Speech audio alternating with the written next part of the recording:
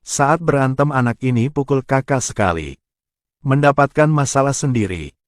Lalu anak ini didorong jatuh. Tidak sengaja dada kena vas lalu pecah. Tapi ibu tiri tidak peduli.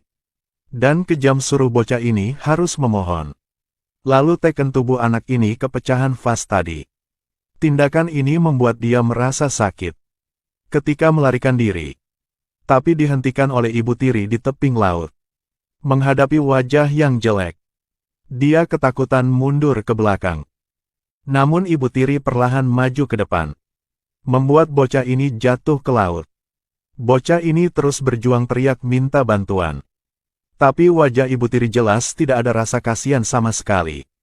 Hanya diam melihat dia tenggelam dalam laut. Yang lebih kejam adalah ibu tiri untuk tidak dapat masalah di masa depan. Dalam malam yang begitu sepi, kejam bunuh ibu punya anak itu. Semua orang berpikir dia hilang dari dunia ini. Tapi tidak tahu puluhan tahun ke depan. Dia sudah kembali untuk balas dendam. Ternyata ketika Aran jatuh ke dalam air, tidak sengaja ditemukan oleh Bibi Man. Di bawah bantuan dia, pegang klub paling mewah di wilayah situ. Hari ini manajer punya klub Mia. Tiba-tiba masuk ke rumah Aran. Panik kasih tahu dia ada sesuatu terjadi dengan pengawai bernama Wai. Dan sekarang Wai dengan perut besar mencari selingkuhan lakinya. Dan pacar ini bukan orang asing. Adalah saudara beda ibu punya Aran. Dia masih seperti dulu suka bully orang lain. Membuat anak orang lain hamil. Tidak mau tanggung jawab lalu mencari happy di tempat lain. Wai melihat Sao sedang berbaring di tempat tidur. Langsung marah. Keluarkan pistol dari tas. Ingin bunuh pria ini. Sao demi keselamatan diri sendiri. Langsung menghibur dia. Jelasin bahwa dia dengan orang itu hanya hubungan teman. Tapi Wai tidak peduli kata-kata itu. Dan tanya apakah dia akan menikah dengannya. Demi nyawa sendiri, Sawi langsung setuju. Yang penting turunkan senjata dulu, langsung ke gua. Wai mendengar itu langsung tidak sadar lagi. Sawi ambil kesempatan itu, ambil pistol. Lalu dorong Wai ke tempat tidur.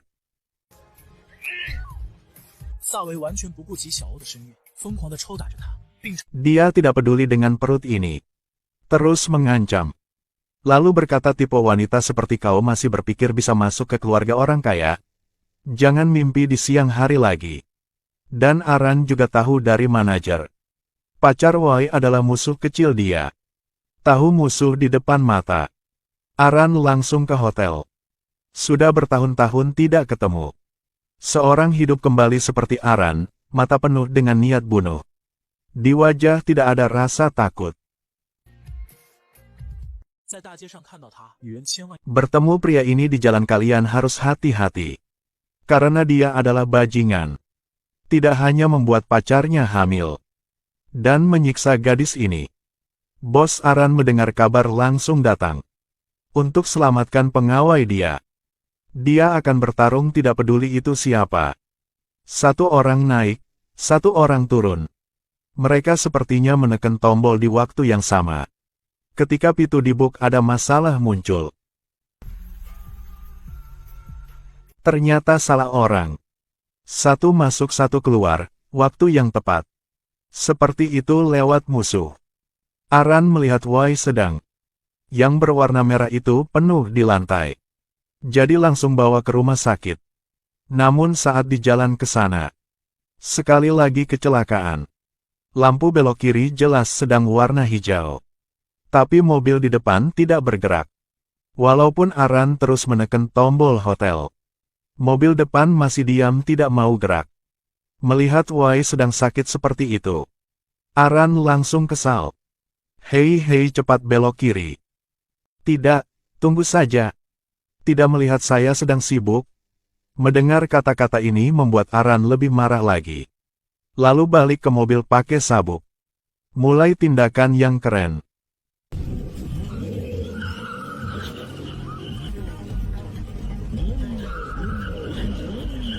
Sekarang pria ini tidak tenang duduk di mobil. Marah ingin turun kasih tahu. Tidak menyangka pria kita baru keluarkan kartu nama. lalu langsung pergi. Tindakan ini membuat orang itu hanya bisa diam. Juga tidak tahu mobil punya Aran sudah membuat siapa marah. Seorang gadis antar ayah masuk ke rumah sakit. Tiba-tiba di depan muncul seorang. Saat panik dia salah injak kaki rem. Melihat dua mobil cium. Sudah tabrak orang dan mau ambil tempat tidur. Ini membuat Aran sangat marah. Kesal langsung tarik kembali tempat tidur. Ini adalah teman sejak kecil. Tapi bertemu lagi kali ini dengan cara begitu sulit. Perawat jemput orang punya saya. Bukan kau. Mohon tunggu sebentar, saya panggil orang lain jemput. Maaf. Setelah beres kedua pasien, mereka langsung bahas soal kerusakan mobil. Ketika gadis ini coba cek kondisi mobil. Saat bangun tidak sengaja mau jatuh. Seperti biasa Aran langsung menahannya. Tapi ditarik sama gadis ini ke tanah. Mereka langsung akting satu film drama. Terus memandang. Tapi tidak perhatian kalung punya Aran. Tapi setelah bangun, kalung itu menarik perhatian punya gadis ini. Dia melihat Aran. Momen dulu yang sangat manis. Ternyata mereka adalah teman sejak kecil. Ketika Aran dibully, hanya dia yang diam di sampingnya. Ketika gadis ini sebut nama, Aran langsung shock. Siapa? Oh? Menghadapi pertanyaan dari Aran, gadis ini langsung bilang dia adalah Minta. Kebetulan tunjuk ke cincin itu. Tapi dihentikan oleh Aran. Minta ingin melihat cincin. Karena dia ingat. Di cincin itu ada nama Puyibu Aran. Dia sudah tahu siapa Minta. Tapi tidak mau ungkapkan identitas akan ganggu rencana untuk balas dendam. Jadi tiba-tiba dorong Minta. Sekarang ayah datang tepat waktu. Aran mencoba omong kata-kata sulit didengar. Untuk sembunyikan identitas. Lalu berbalik dan pergi jauh. Aran balik ke mobil. Di dalam otak hanya ada adegan. Ketika dia dijauhi anak lain dan dibully. Hanya Minta yang mau main sama dia. Ketika diri sendiri terluka.